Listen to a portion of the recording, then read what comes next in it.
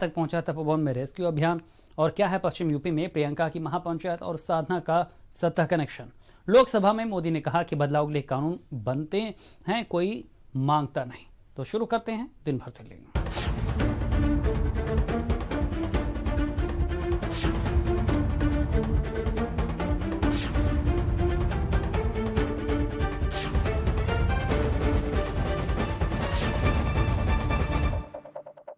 चमोली हादसे में कैसे ऋषिगंगा पावर प्रोजेक्ट के डैम पर खड़े लोग जिंदगी बचाने की जद्दोजहद में काल की गाल में समा गए, इस रिपोर्ट में देखिए। अरे टावर गिर गया, टावर गिर गया।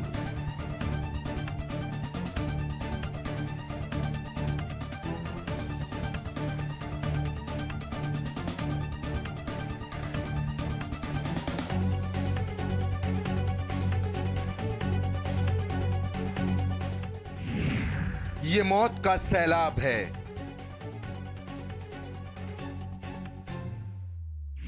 प्रचंड तबाही का लाइव सबूत।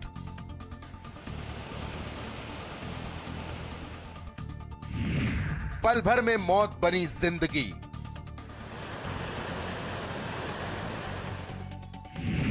जिंदगी से जंग की कोशिशें नाकाम। एक मर गया। अरे बेचारे गए काम पे। जिंदगी में आप हर किसी से जीत सकते हैं, लेकिन मौत से नहीं। मौत से हारना ही पड़ता है। आप चाहे जितने बहादुर हों, चाहे जितने बड़े योद्धा हों, लेकिन यमराज के सामने किसी की एक नहीं चलती। चमोली में त्रासदी का तांडव ऐसा ही था, जिसके सामने किसी की एक नहीं चली। रेस्क्यू ऑपरेशन अभी भी जारी है। रैणी गांव में कुछ ही मिनटों में तबाही की तस्वीर इतनी भयावह थी कि देखते ही देखते केदारनाथ की त्रासदी का खौफनाक मंजर लोगों को फिर याद आ गया। त्रासदी का ना ही वो दिन लोग भूल पाए हैं और ना ही ये दिन भूल पाएंगे।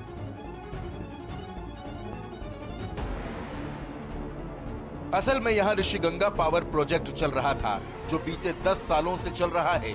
और ये कोई सरकारी परियोजना नहीं, बल्कि प्राइवेट कंपनी की बिजली परियोजना है। हालांकि इसे लेकर विवाद भी बहुत हुए। पर्यावरण को बचाने की जंग लड़ने वाले इसे कोर्ट की चौखट पर भी लेकर गए, लेकिन परियोजना नहीं रुकी। अब हम आपको बताते हैं कि असल में क्या है ये ऋषिगंगा प्रोजेक्ट। 10 सालों से चल रही है परियोजना। सरकारी नहीं, निजी बिजली परियोजना। कई सालों से हो रहा था विरोध। कोर्ट की चौखट पर भी पहुंचा मामला। कई राज्यों को बिजली देने के लिए योजना। अब हम आपको दिखाते हैं मौत का वो वीडियो जो आपके रोंगटे खड़े कर देगा। देखिए पानी का तेज बहाव किस तरह सब कुछ बहा कर ले जाने को बेताब है।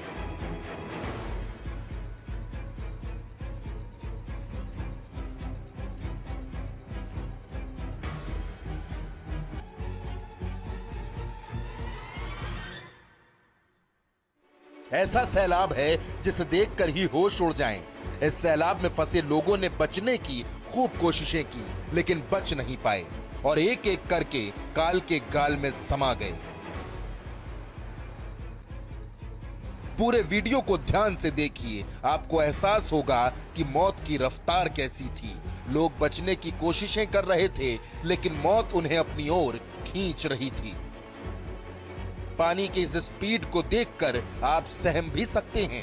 रैणी गांव में अभी भी रेस्क्यू चल रहा है और अब तक 33 से ज्यादा शव निकाले जा चुके हैं। ऋषिगंगा प्रोजेक्ट में बिजली बनाने का काम चल रहा था, लेकिन बिजली की तरह आए सैलाब ने लाशों के ढेर बिछा दिए।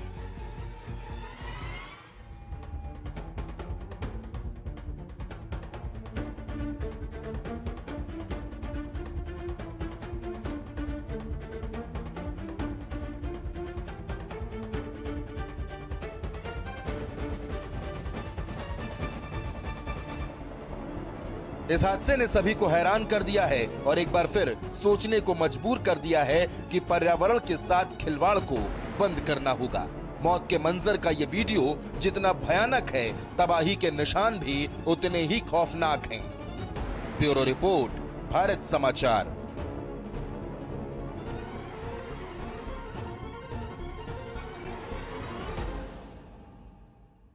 तपोवन टनल में जलस्तर बढ़ रहा है, जिसकी वजह से काफी दिक्कतें आ रही हैं। लापता लोगों की तलाश के लिए ड्रोन और लेजर इमेजिंग का इस्तेमाल किया जा रहा है, लेकिन अभी तक कोई सफलता नहीं मिली। रिपोर्ट देखिए।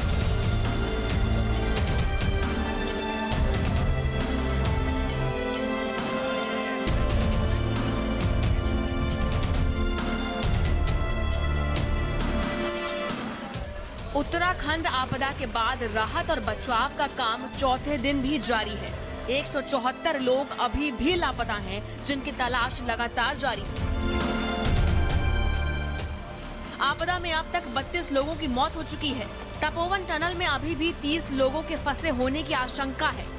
टनल का जलस्तर बढ़ गया है, इस वजह से रेस्क्यू ऑपरेशन में मुश्किल सामने आ रही है।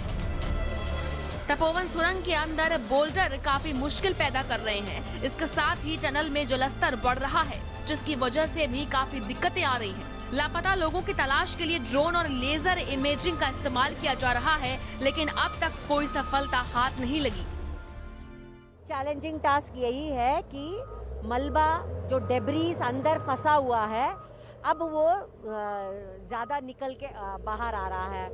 अब जो टेक्निकल एक्सपर्ट्स हैं एनटीपीसी के, वो ये कह रहे हैं कि अब थोड़ा रिस्की है, अंदर से पानी का बहुत तेज बहाव हो सकता है, तो आगे रहने किसी को अंदर जाने का उन्होंने अभी थोड़ा मना किया है। सिर्फ मशीन ही धीरे धीरे जाके जितना हो सके वो मलबा निकालेगी। रविवार को चमोली जिले के जोशीमठ क्षेत्र में ग्लेशियर टूटने की वजह से तपोवन टनल में 25 से 35 लोगों के फंसे होने की आशंका है। काफी मशक्कत के बाद रेस्क्यू टीम टनल के 130 मीटर अंदर तक पहुंच पाई है, लेकिन मलबे का ढेर है। सुरंग के अंदर 200 मीटर के आसपास लोगों के फंसे होने की आशंका है। इस बीच रेडी में तबाह हुए हाइड्रो प्रोजेक्ट साइट पर रेस्क्यू ऑपरेशन तेजी से चल रहा है। एसडीआरएफ कर्मी ऋषिगंगा नदी के पार रस्सियों को फेंकने में सक्षम हो गए हैं। देखिए, हमारे जितने भी फोर्सेस हैं सभी लगातार टनल को ही खोलने का प्रयास कर रहे हैं, क्योंकि अभी जो लाइफ की हमें उम्मीद है वो टनल में ही है। तो इसीलिए हमने अपने सभी फोर्सेस को यहाँ पर लगा रखा है। एक कोऑर्डिनेटेड एफर्ट चल रहा है। हमारी अपनी एसडीआरएफ की टीम है, हमारे एनडीआरएफ है, आईटीबीपी है, आर्मी है। अभी जो स्थिति चल रही है कि थोड़ा काम स्लो हो गया परसों से, क्योंकि जो उसके अंदर जो मक भरा है वो बहुत लिक्विड ही है, तो वो लगातार निकलता जा रहा है। शायद वो पहले कंप्रेस हो गया था, इसलिए बहुत ज़्यादा तेज़ी से हम अंदर नहीं पहुंच पा रहे हैं, लेकिन 24 घंटे हमारी फोर्सेस काम कर रही हैं। लेट्स सी, अब एक और पॉइंट आ रहा है कि जो एनटीपीसी वाले लोग हैं और जो यहाँ के लोकल्स हैं वो कह रहे हैं कि एक पॉइंट है जहाँ पर उनको उम्मीद है कि वहाँ पर वर्कर्स काम कर रहे थे, तो शायद एक ड्रिलिंग की आवश्यकता पड़े, जो हम रात को करके देखेंगे। आपदा के कारण कट गए गांवों में हेलीकॉप्टरों द्वारा आवश्यक आपूर्ति की जा रही है। इसके अलावा इन गांवों में फंसे लोगों को भी हेलीकॉप्टर द्वारा निकाला जा रहा है। अब तक हेलीकॉप्टर की मदद से मंगलवार तक लगभग 150 लोगों को इन गांवों से निकाला जा चुका था और आगे भी रेस्क्यू अभियान जारी है। वास्तविकता ये है कि जितना आप वहाँ पे उठा रहे लोडर और एक्सकावेटर, उससे ज़्यादा मलबा वहीं पे आ रहा है, इसलिए आगे बढ़ने का डिस्टेंस उतना ही है, लेकिन हमें वर्टिकल डिस्टेंस काफ़ी मिला है। मतलब वर्टिकली हमारा जो मलबा था काफ़ी कम हो गया है। सो देखते हैं, आर्मी, आईटीबीपी, एसडीआरएफ, एनडीआरएफ सब लोग जो है कुछ प्लान कर रहे हैं, तो आप देख पा रहे हैं कंबाइंड टीम्स काम कर रहे हैं और सभी की सब मेहनत लगी हुई है। एक तरफ आपदा में प्रभावित क्षेत्रों में सेना, एनडीआरएफ, एसडीआरएफ, आईटीबीपी के जवान तेजी से रेस्क्यू अभियान चला रहे हैं और जितनी जल्दी हो सके आपदा में फंसे लोगों की मदद कर रहे हैं। लेकिन कुछ लोगों का मानना है कि अगर और अधिक संख्या में तपोवन टनल के पास मशीनों को लगाया जाता है तो शायद रेस्क्यू अभियान में और तेजी आ जाती। फिलहाल आपदा को देखते हुए जिस तेजी से बचाव और टनल को खाली करने का काम किया जा रहा है वो भी कम नहीं है, जब हालात हर दिन बदलते जा रहे हैं। स्पेशल रिपोर्ट, भारत समाचार। लोकसभा में प्रधानमंत्री मोदी ने राष्ट्रपति के अभिभाषण प्रस्ताव पर किसान कानून को लेकर विपक्ष को कैसे आईना दिखाया, सुनाते हैं आपको। दहेज के खिलाफ कानून बने, ये इस देश में कभी किसी ने मांग नहीं की थी, फिर भी देश की प्रगति के लिए कानून बना था। माननीय अध्यक्ष जी, ट्रिपल तलाक, इसके खिलाफ कानून बने ये किसी ने मांग नहीं की थी, लेकिन प्रगतिशील समाज के लिए आवश्यक है, इसलिए कानून हमने बनाया है। बेटियों को संपत्ति में अधिकार किसी ने मांग नहीं की थी, लेकिन एक प्रगतिशील समाज के लिए आवश्यक होता है, तब जाकर के कानून बनाया जाता है। शिक्षा को अधिकार देने की बात किसी ने मांग नहीं की थी, लेकिन समाज के लिए आवश्यक होता है, बदलाव के लिए आवश्यक होता है, तो कानून बनते हैं। क्लोज बाय क्लोज चर्चा करने के लिए भी कहा, और हम मानते हैं कि अगर इसमें कोई कमी हो और सचमुच में किसान का नुकसान करते, उसमें बदल करने में क्या जाता है जी? ये देश देशवासियों के लिए है। अगर कोई निर्णय करते हैं तो किसानों के लिए है, लेकिन हम इंतजार करते हैं, अभी भी हम इंतजार करते हैं कि वो अगर कोई चीज स्पेसिफिक बताते हैं और अगर वो कन्विंसिंग है तो हमें कोई संकोच नहीं है। पुरानी मंडियों पर भी कोई पाबंदी नहीं है। इतना ही नहीं, इस बजट में इन मंडियों को आधुनिक बनाने के लिए, उनके इंफ्रास्ट्रक्चर को सुधारने के लिए और बजट की व्यवस्था की गई है, और उस बजट के माध्यम से माननीय अध्यक्ष जी, ये जो हमारे निर्णय है वो सर्वजन हिताय सर्वजन सुखाय की भावना के साथ लिए गए। कांग्रेस पार्टी जिसने करीब करीब 6 दशक तक इस देश में एक चक्री शासन किया, ये पार्टी का ये हाल हो गया है कि पार्टी का राज्यसभा का तबका एक तरफ चलता है और पार्टी का लोकसभा का तबका दूसरी तरफ चलता है। ऐसी डिवाइडेड पार्टी, ऐसी कंफ्यूज पार्टी न खुद का भला कर सकती है, न देश की समस्याओं के समाधान के लिए कुछ सोच सकती है। इससे बड़ा दुर्भाग्य क्या हो सकता है? सहारनपुर किसान महापंचायत में प्रियंका ने हुंकार भरी, किसानों से कहा कि आप सब एक कदम मत हटिए, हम आपके साथ हैं, और सरकार आने पर कानून वापस लेने का वादा भी किया।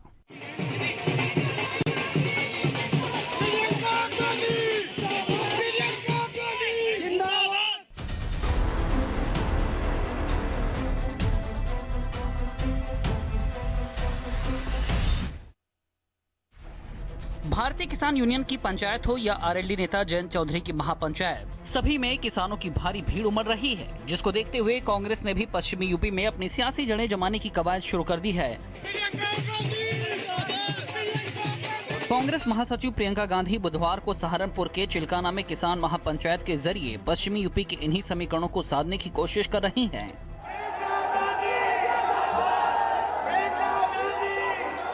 सबसे पहले वो सहारनपुर के शाकुंभरी देवी मंदिर में पूजा अर्चना की। प्रियंका मंदिर में दर्शन के दौरान 40 मिनट ध्यान में बैठी रहीं। उसके बाद किसानों के लिए जारी महापंचायत में प्रियंका गांधी ने किसान आंदोलन और किसान बिल को लेकर प्रधानमंत्री पर निशाना साधते हुए कहा कि उनका दिल उद्योगपतियों के लिए धड़कता है। इनका 56 इंच का सीना देख लिया, जिसके अंदर एक छोटा सा दिल है जो सिर्फ अपने खलकती मित्रों के लिए धड़कता है। वो किसान का दिल नहीं समझ रहे हैं। किसान का दिल इस धरती, इस देश की धरती के लिए धड़कता है, क्योंकि उस धरती को वो सींचता है। उस धरती से उसकी जान जुड़ी हुई है। उस धरती से ही, उस किसान ने ही इस देश को आत्मनिर्भर बनाया। वहीं प्रियंका गांधी ने दिल्ली बॉर्डर पर डटे हुए किसानों से प्रधानमंत्री के मुलाकात न करने पर भी निशाना साधा। दिल्ली में संसद भवन की सुंदरीकरण के लिए 20,000 करोड़ रुपए सरकार के रखे। 20,000 करोड़ रुपए का सुंदरीकरण, 16,000 करोड़ रुपए के 2 हवाई जहाज और आपके 15,000 करोड़ रुपए का बकाया आज तक आपको नहीं मिला है। समझ लीजिए, बहुत देख लिया आपने, इनकी बातों की का मूल आपने बहुत देख लिया। प्रियंका गांधी यही नहीं रुकी और किसानों के बकाया भुगतान को लेकर भी मौजूदा सरकार को कटघरे में खड़ा किया। 78 दिनों से किसान दिल्ली बॉर्डर पर बैठा है। मोदी जी अमेरिका हो आए, पाकिस्तान हो आए, चीन हो आए, लेकिन जिस शहर में रहते हैं उसके बॉर्डर तक नहीं पहुंच पाए। 78 दिनों के लिए किसान उनका इंतजार कर रहे हैं कि जिनको हमने वोट दिया, जिनको हमने सत्ता दी, जिनको हमने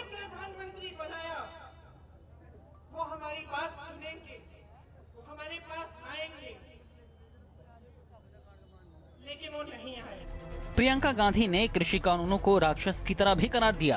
जो 3 कानून इस सरकार ने बनाए हैं वे राक्षस रूपी कानून है जो किसान को मारना चाहते हैं। ये नया कानून बड़ी बड़ी खरबपतियों को मदद करेगा।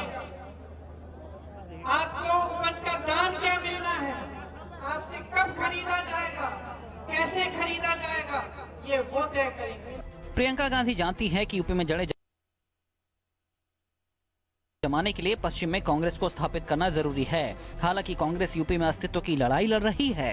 ऐसे में किसानों की महापंचायत से क्या प्रियंका को कोई संजीवनी मिलेगी जो उन्हें 2022 के लिए ताकत दे दे, ये तो वक्त ही तय करेगा। फिलहाल किसानों में विपक्ष को अपना फायदा नजर आ रहा है। ब्यूरो रिपोर्ट, भारत समाचार।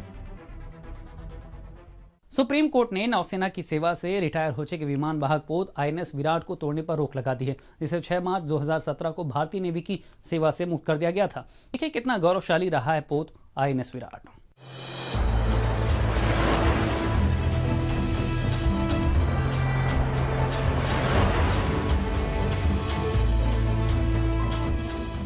सुप्रीम कोर्ट ने नौसेना की सेवा से हटाए जा चुके एयरक्राफ्ट कैरियर जहाज INS विराट को तोड़ने पर रोक लगा दी है। एनवीटेक मरीन कंसल्टेंट्स लिमिटेड नाम की कंपनी ने 100 करोड़ रुपए का भुगतान कर उसे बतौर संग्रहालय संरक्षित करने की मांग की थी।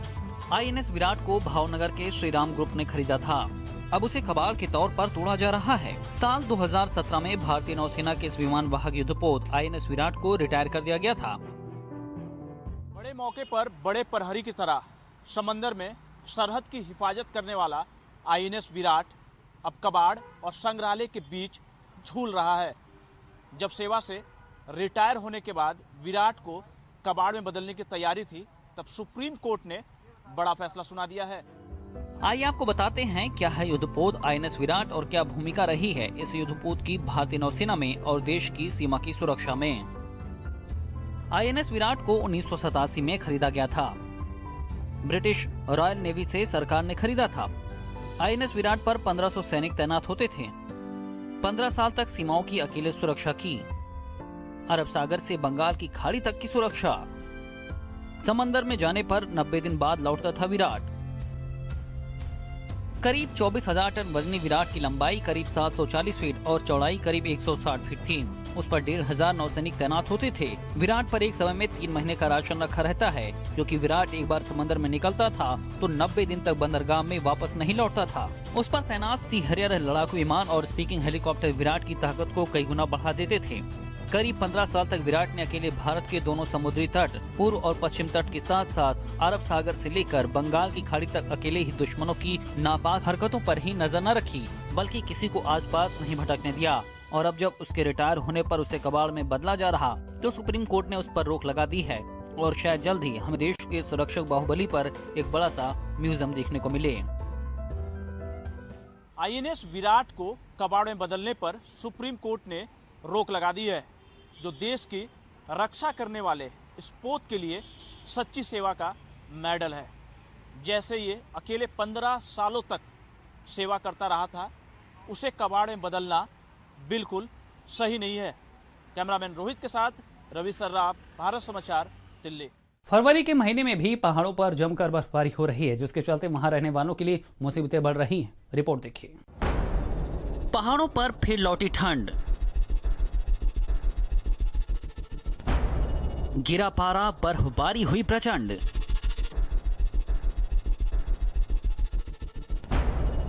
जम गए झील, झरने, नदियां।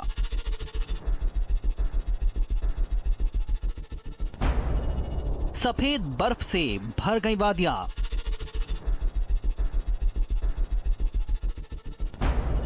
कश्मीर, हिमालय, उत्तराखंड।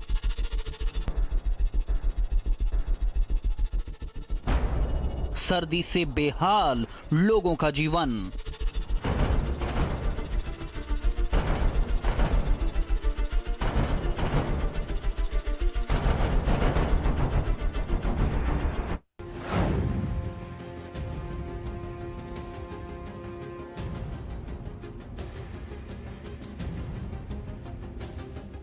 आपके घर के खाने में रेस्टोरेंट जैसा स्वाद ले आए MDH का शाही पनीर मसाला। पनीर को क्या मस्त बना डाला।